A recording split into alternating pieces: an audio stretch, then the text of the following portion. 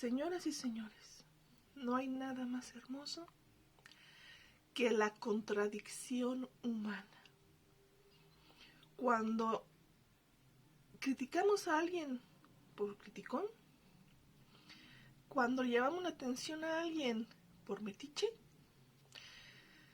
cuando le decimos o nos quejamos de alguien por llorón,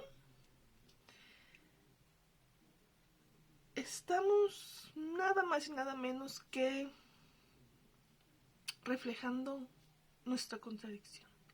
Nos quejamos en el otro aquellos errores o faltas que nosotros también estamos cometiendo, incluso al mismo tiempo que las estamos juzgando o criticando o mencionando. ¿Y esto por qué pasa?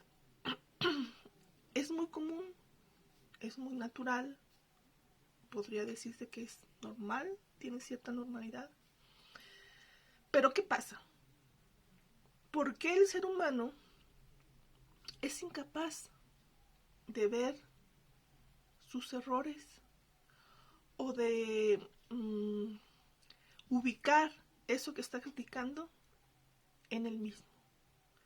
¿Por qué somos capaces de ver el error del otro y ese mismo error no somos capaces de verlos en nosotros mismos? Lo primero que tenemos que entender es que nosotros miramos la realidad, miramos a las personas a través de nuestra visión, de nuestra perspectiva, de nuestras heridas de la infancia, nuestros traumas, nuestras vivencias.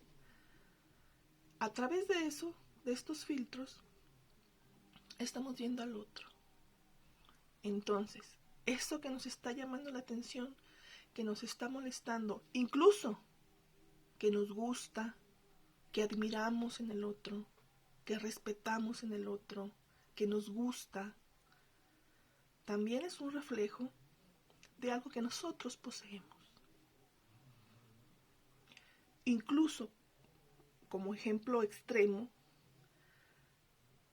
una persona que se dedica a robar o que tiene dificultades con la honestidad puede llegar a ver en otro ser humano la honestidad y de alguna manera admirarla o respetarla o envidiarla, ¿sí? Decir, es que yo soy ladrón, pero aquella persona es muy honesta y eso lo admiro. Pero si eres capaz de verlo en el otro, entonces tú también lo tienes. Solo te falta desarrollarlo, pero también lo tienes. Entonces, si nosotros estamos viendo en el otro nuestro propio reflejo, tendríamos en primera instancia, sobre todo para comenzar a aventar hacia afuera o a hacer problemas con los demás, con nuestros seres queridos o no queridos, con nuestros compañeros de trabajo, etc. Lo primero que tendríamos que ver cuando algo nos molesta del otro es empezarlo a checar en nosotros mismos. ¿Qué actitudes que yo veo en esta persona que me molestan las tengo yo? ¿Yo he actuado así? ¿En este momento lo estoy haciendo? Y corregirlo en ti.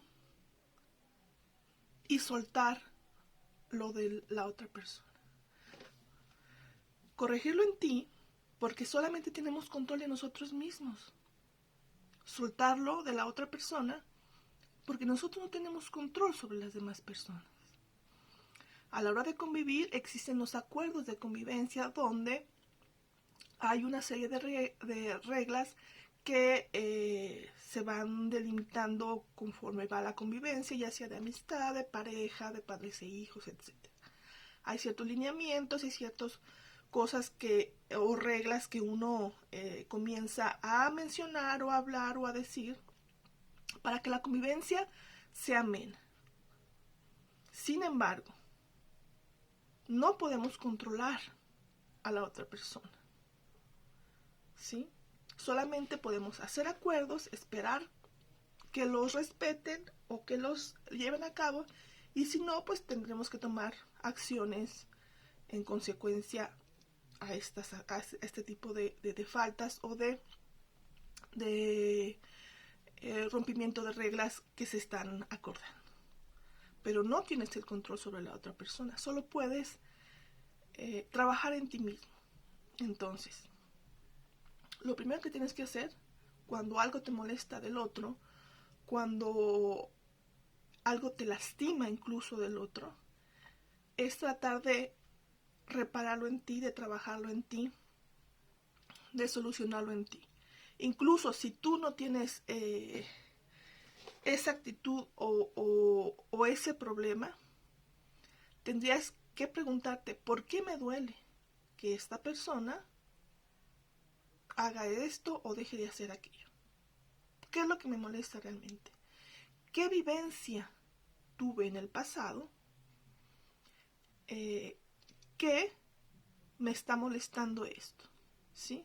A lo mejor con alguno de los padres, alguna cosa que pasó en la infancia, o incluso una acción que se está repitiendo generación tras generación, donde tú puedes ver que, por ejemplo, que tu mamá lo tuvo o que tu abuelita tuvo ese tipo de emociones, de pérdida, de sentimiento, de no valorarse a sí mismo o cualquier otra situación, ¿no? Tienes que ver de dónde viene, qué herida de la infancia te lo está provocando y de alguna manera cambiar las creencias.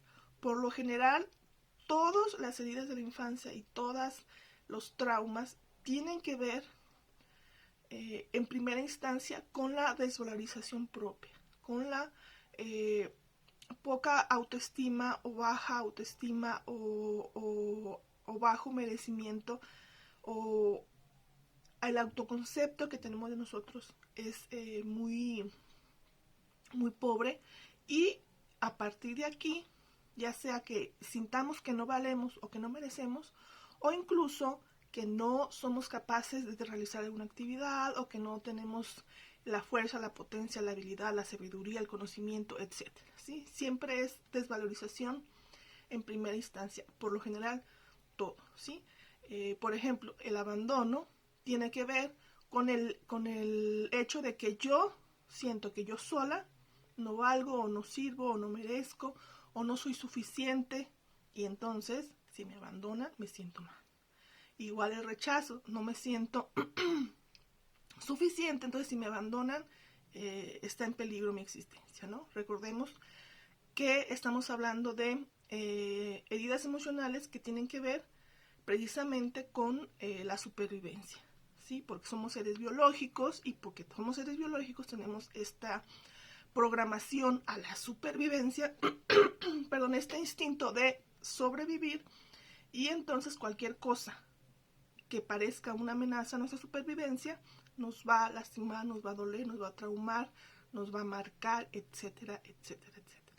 Entonces, una vez que sepamos de qué herida, o sea, de qué hecho específico, y que lo completemos con la creencia de que no somos suficientes, entonces cambiar las creencias o elaborar frases, enunciados, etcétera, que nos potencialicen. Es decir, si tengo la herida del abandono, pues cambiar la creencia, decir, a ver, yo soy capaz, yo soy suficiente por mí misma si esta persona me abandona, o este abandono que sufrí en el pasado, ¿sí? Ese riesgo, ese peligro ya no lo vivo en el presente, ¿sí? Eso ya pasó, sí fui vulnerable en ese momento, pero en ese momento soy fuerte o estoy trabajando en mis capacidades para ser autosuficiente, etcétera, ¿sí? Es decir, cambiar esa creencia, ese miedo que tenemos a no ser suficientes y a no poder sobrevivir de manera individual, y cambiarlo a algo más positivo, algo que te dé más, de alguna manera, más poder en el ahora. ¿Sí? Dejemos el pasado y nos centramos en el ahora. Entonces comprendamos que de alguna manera, esta contradicción humana, a pesar de ser natural, de ser normal y común, debemos de analizarla y obviamente tratar de resolverla, porque si no vamos a vivir con una venda en los ojos, sin darnos cuenta, criticando, juzgando, repitiendo patrones y pues obviamente sin avanzar, sin comprender, solamente viviendo o existiendo, siguiendo nuestros traumas, nuestros miedos y sin ningún avance emocional, psicológico, emocional, ni nada. Les agradezco mucho me hayan visto y nos vemos en el próximo video.